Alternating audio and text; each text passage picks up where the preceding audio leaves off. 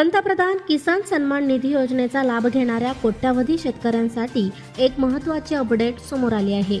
21व्या हप्त्याचे यशस्वी वितरण झाल्यानंतर आता केंद्र सरकार लवकरच 22व्या हप्ता शेतकऱ्यांच्या खात्यात जमा करण्याच्या तयारीत आहे.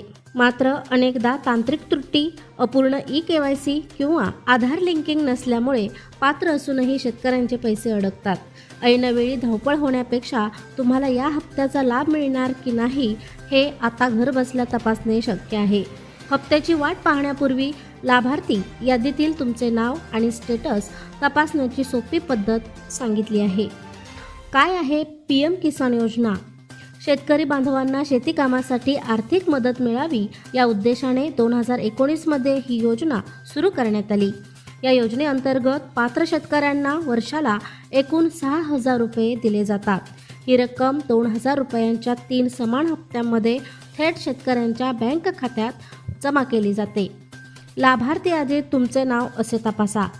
जर तुम्हाला 22व्या हप्त्याचा लाभ हवा असेल तर तुमचे नाव सरकारच्या अधिकृत यादीत असणे अनिवार्य आहे. खालीलप्रमाणे तुम्ही तुमचे नाव तपासू शकता. सर्वप्रथम PM किसानच्या अधिकृत वेबसाईटवर जा. होम पेजवर फार्मर्स कॉर्नर हा विभाग शोधा.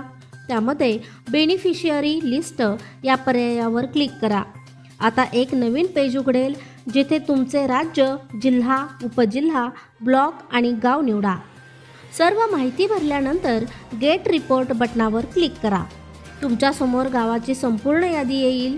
त्यात तुम्ही तुमचे नाव तपासू शकता. तुमच्या हप्त्याचे स्टेटस कसे पाहायचे?